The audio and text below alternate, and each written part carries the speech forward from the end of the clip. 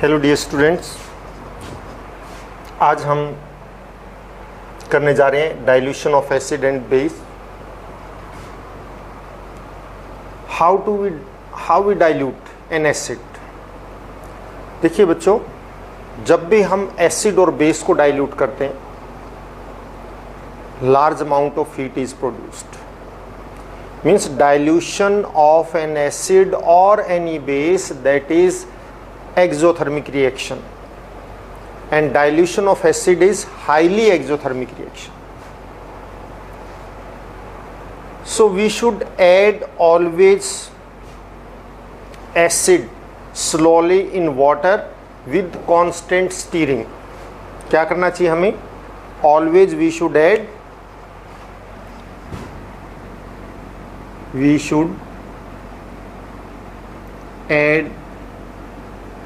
acid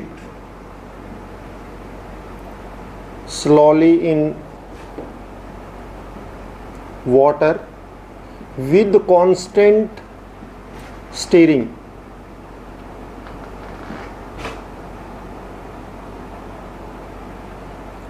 So that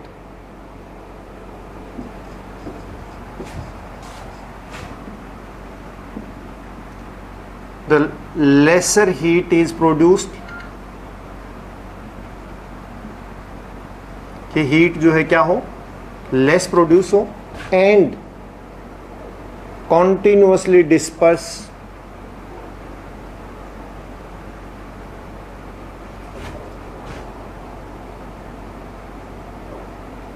to the whole solution.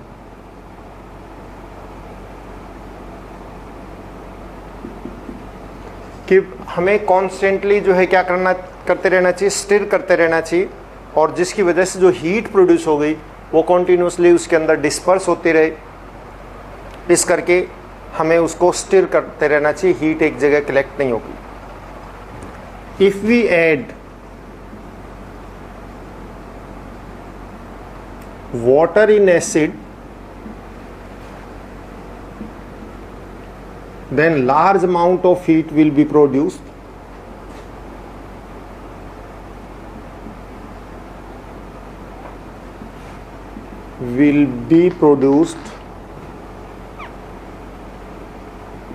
because क्यों large amount क्यों heat produce होगी? Because acid ज़्यादा है वहाँ पे, इस करके because of large amount of acid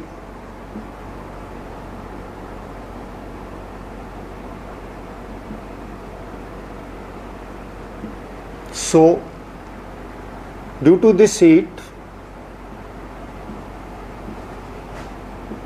क्या होगा?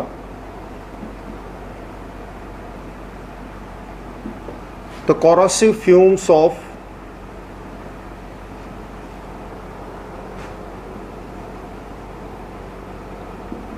acid will form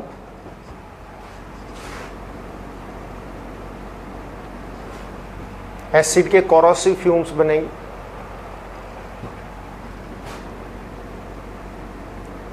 विच में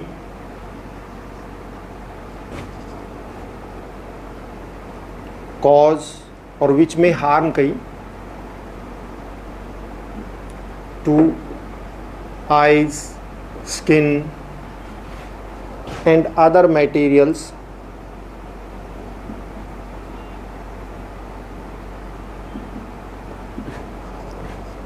due to large heat.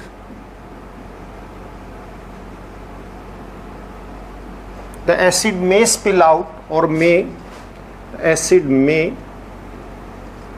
spill out, or may break up the glass container.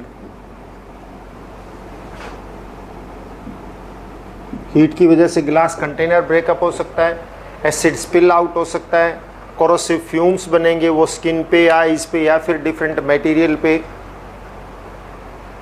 Corrosive effect show करेगा, उसको डैमेज करेगा।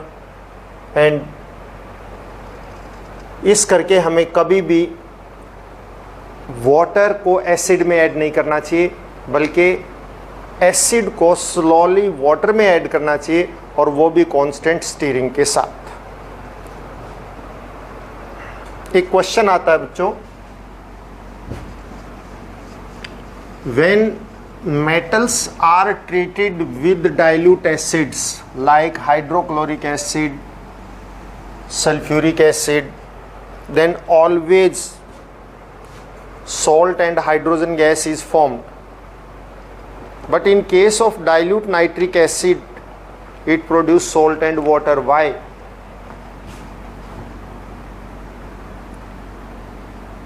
When dilute nitric acid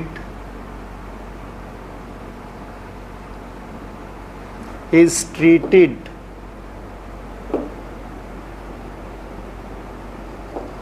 with metals, then salt and water is formed.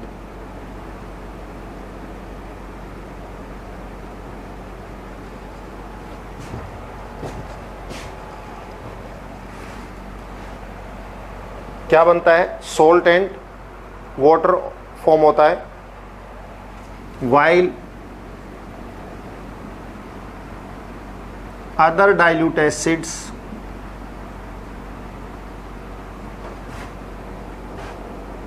produce salt and hydrogen gas.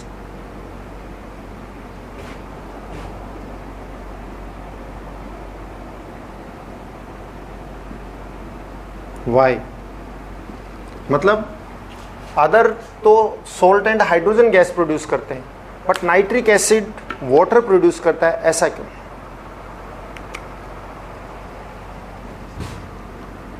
Nitric acid is highly oxidizing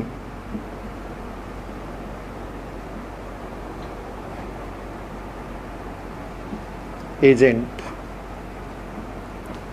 It oxidizes the hydrogen gas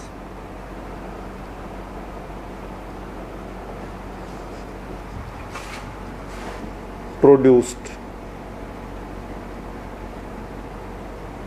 into water. It oxidizes the hydrogen gas produced into water. So water is produced. क्योंकि nitric acid जो है वो highly oxidising agent होता है। जो hydrogen gas produce होती है, ये उस हाइड्रोजन गैस को क्या कर देता है? ऑक्सीडाइज कर देता है, और वो वाटर में कन्वर्ट हो जाती है। There are two metals which react with nitric acid to form salt and hydrogen gas. तो ये एक्सेप्शन है।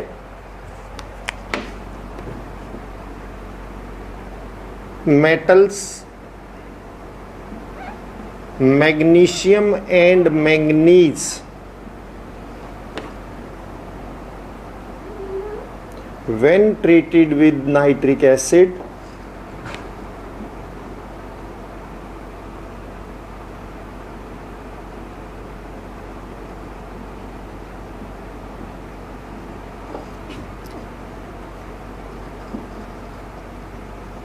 are treated with nitric acid,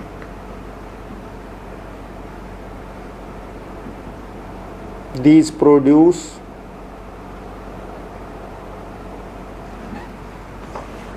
salt and hydrogen gas.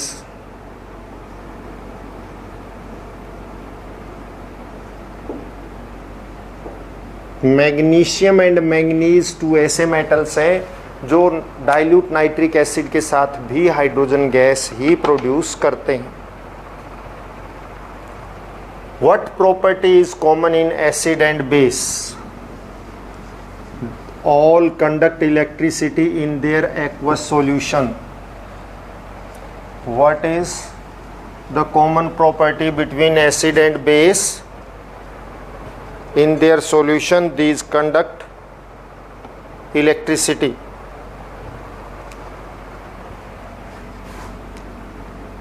the aqueous solution of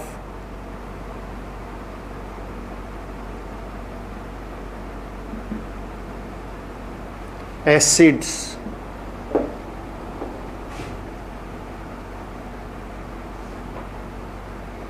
क्या करता है, दैट क्या प्रोड्यूस करता है, H ion, और बेस क्या प्रोड्यूस करता है, O H ion.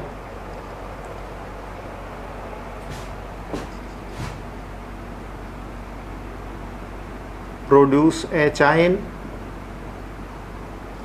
while bases produce OH ion, and due to presence of these ion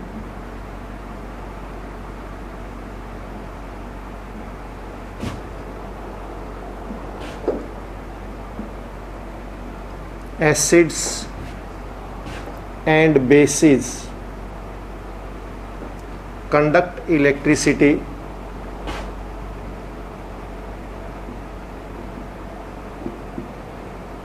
in their aqueous solution।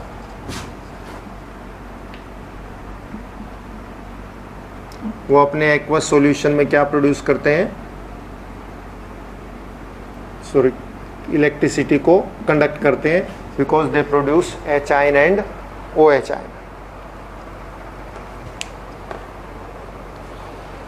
Next is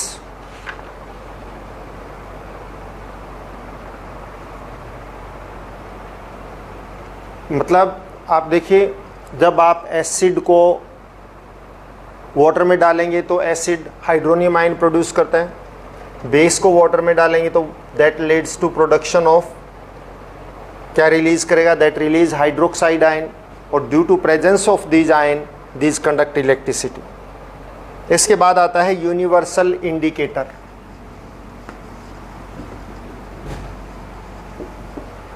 topic change हो गया है, यूनिवर्सल इंडिकेटर।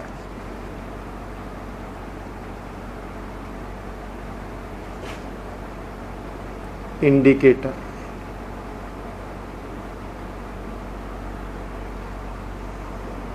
यूनिवर्सल इंडिकेटर बेटा मतलब जो बहुत सारे अलग अलग एसिड्स और बेस की स्ट्रेंथ को बता दे, इसीलिए उसको यूनिवर्सल बोलते हैं। It is mixture of various dyes, ये ऑर्गेनिक डाइज का मिक्सचर है, and give different colour to acids and base on the basis of their different pH value। pH value को इसके बाद डिस्कस करेंगे हम। What is universal indicator? It is the mixture of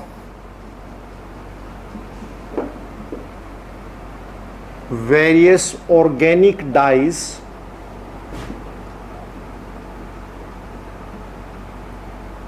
which give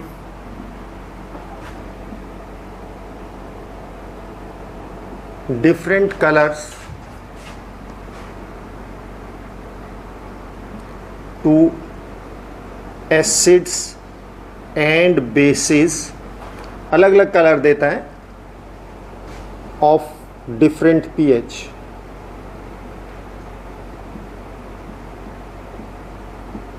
जिनकी pH value अलग होगी तो उसका कलर भी अलग देगा। ऐसे डाई को हम यूनिवर्सल इंडिकेटर बोलते हैं। What is universal indicator? It is the mixture of various organic dyes, बहुत सारी ऑर्गेनिक डाइज का मिक्सचर है जो अलग अलग pH वाले एसिड और बेस के अंदर अलग अलग कलर देता है, डिफरेंट डिफरेंट कलर लेता है। For example, it give green colour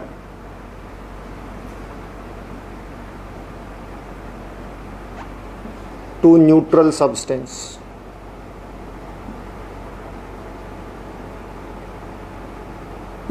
neutral substance होगा तो कलर जो है क्या आएगा, ग्रीन आएगा। When pH is 7,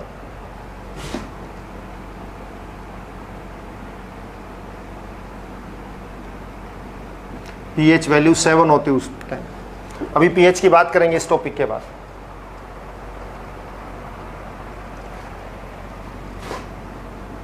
it gives colour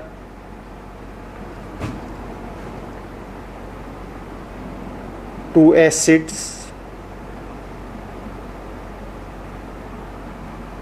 from yellow to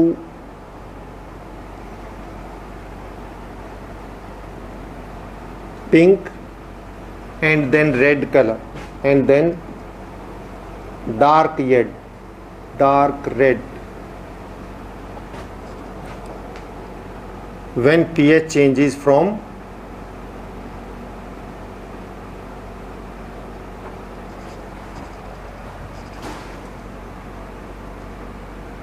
7 to, आप ये कहिए less than 7 to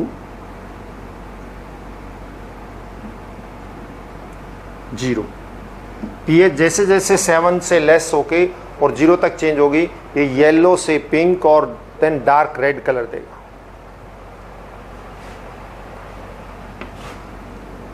it gives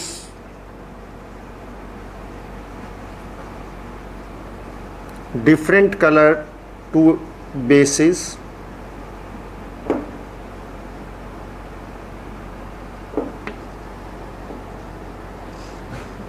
from, देखिए जब येलो से पिंक, मतलब येलो से ऑरेंज, ऑरेंज से पिंक, पिंक से रेड ऐसा होगा तो pH 7 से डिक्रीज होगी, कम होती रहेगी और 0 तक जाएगी। ये कलर एसिड के होते हैं। जब कलर का चेंज ब्लू टू इंडिगो और फिर वायलेट होता है तो pH 7 से 14 के बीच में चेंज होती है और वो सारे बेस होते हैं। From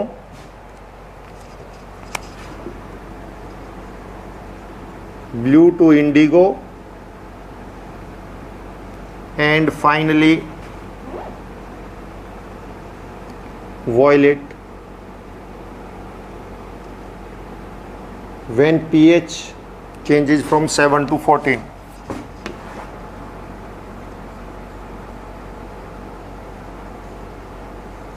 from 7 to 14। देखिए बच्चों, रेड का जो येलो, ऑरेंज, पिंक, रेड ये कलर होते हैं एसिड के लिए, ग्रीन होता है न्यूट्रल के लिए, और ब्लूइश शेड जितनी भी होती हैं वो सारी हैं बेस के लिए। ब्लू है या फिर आप ये कहिए कि इंडिगो कलर है या फिर आप ये कहिए वॉयलेट कलर है, ये ब्लूइश रेंज जो है ये सारी बेस के लिए होती है। पीएच स्केल के अंदर वैल्यू जो है 0 से लेके 14 के बीच होती है, जिसमें लेस देन 7 एसिड होते हैं और मोर देन 7 बेस होते हैं। यानी वैल्यू अगर लेस देन 7 है तो एसिड, और वैल्यू 7 से 14 के बीच में है तो बेस, और 7 है तो न्यूट्रल यानी सॉल्ट।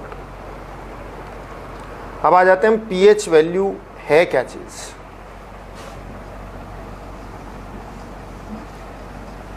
देखिए एक केमिस्ट थे जिनका नेम था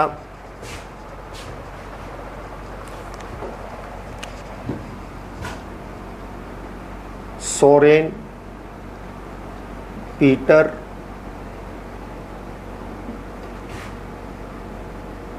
लोरिज सोरेनसेन। सोरेन पीटर लोरिज सोरेनसेन, इन्होंने एक स्केल प्रोवाइड की थी जिसका नेम पीएच स्केल, और उस पे 0 से लेके 14 तक की वैल्यूज़ जो सब्सटेंस की नेचर को बताती थी, that tell the nature of the substance. और उस स्केल के ऊपर वैल्यू 0 से लेस देन 7 है तो वो एसिड, 7 है तो न्यूट्रल, एंड 7 to 14 है तो बेस। ये चीज होती किसके इक्वल है? पीएच वैल्यू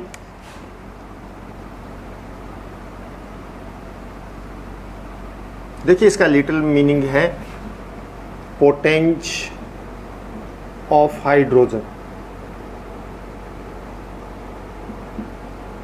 ग्रीक वर्ड है, यानी हम सिंपली कहें तो हाइड्रोजन की power concentration. So what is pH value?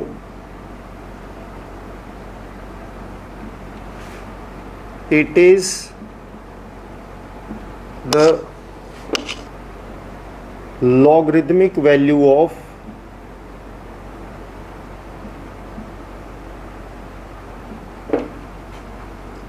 reciprocal of hydrogen ion concentration. इसको हम ऐसे लिख सकते हैं, कंसंट्रेशन को ऐसे रिप्रेजेंट करते हैं।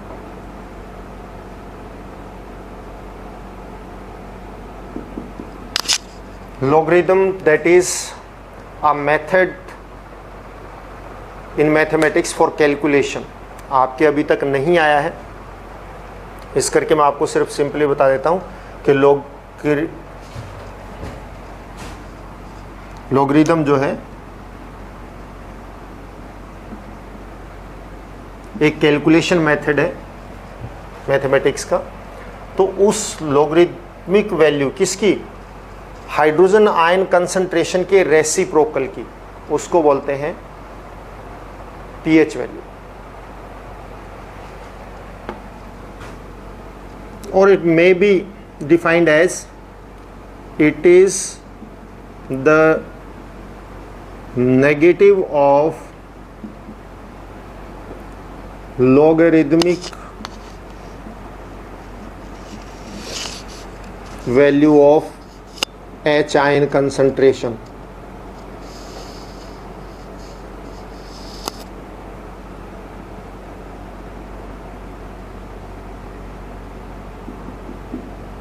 हाइड्रोजन आयन कंसंट्रेशन की लोगरिथमिक वैल्यू का नेगेटिव भी बोलते हैं इसको, बिकॉज एक्चुअल में क्या होता है, पीएच इज इक्वल टू जो ऊपर हमने लिखा logarithmic value of H ion concentration के लिए होती है स्क्वायर ब्रैकेट, और जब हम इसका रेसिप्रोकल करेंगे तो ये क्या बनेगा,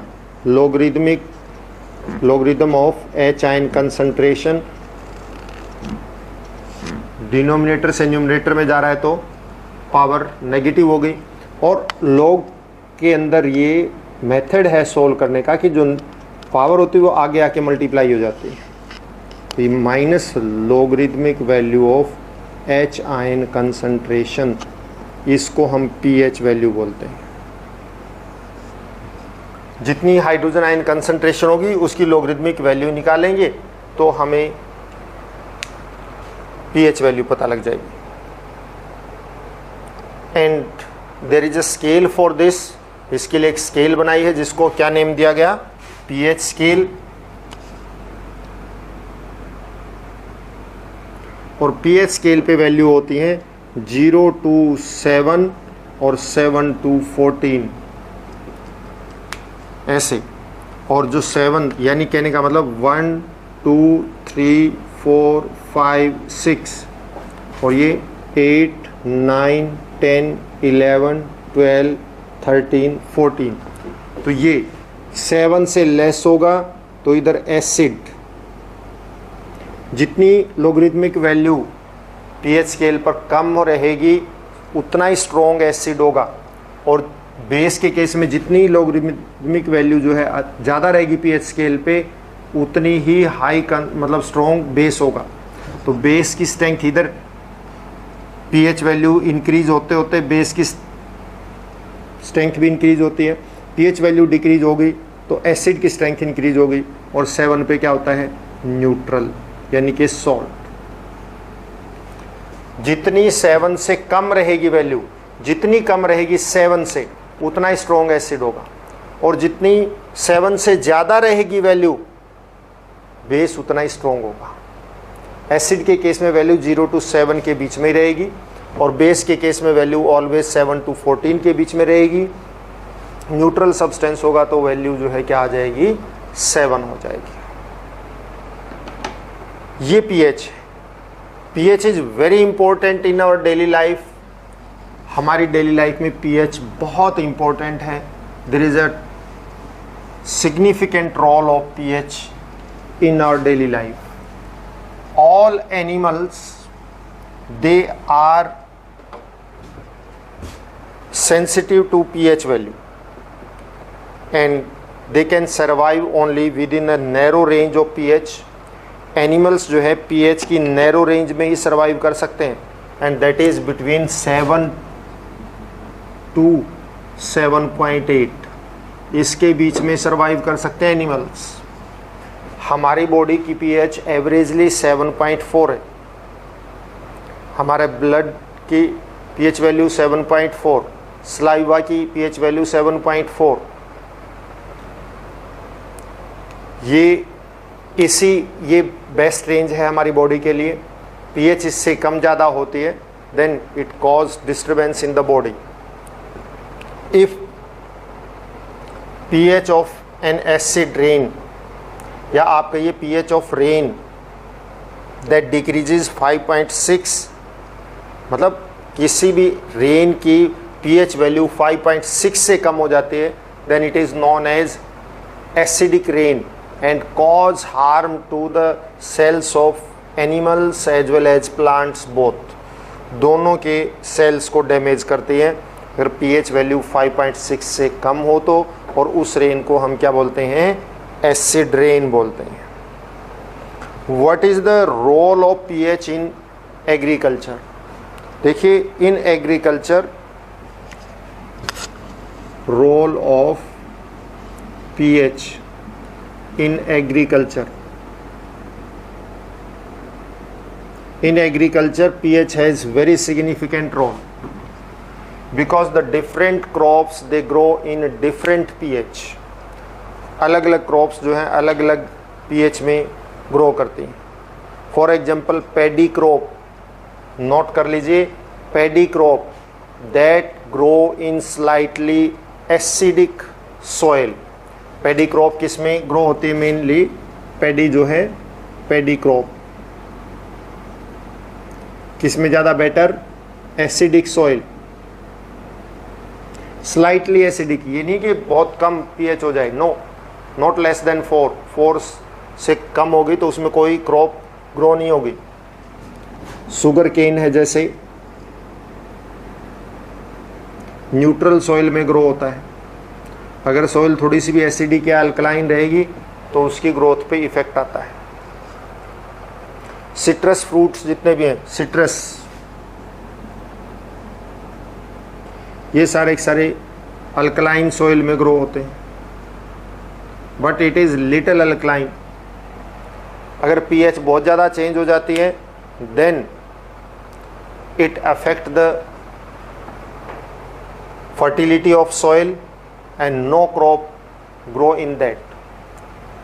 sometime soil become too acidic, बहुत ज़्यादा एसिडिक हो जाती है तो इट मस्ट बी न्यूट्रलाइज, और उसमें हम चॉक पाउडर या फिर फ्यूज्ड स्लेट लाइम, चूना यानी कि फ्यूज्ड यानी कि पानी में घोल के फिर उसके बाद उसको स्प्रे करते हैं, दैट न्यूट्रलाइज द सॉइल। वो सॉइल को क्या कर देता है? न्यूट्रलाइज कर देता है। तो ये मेजर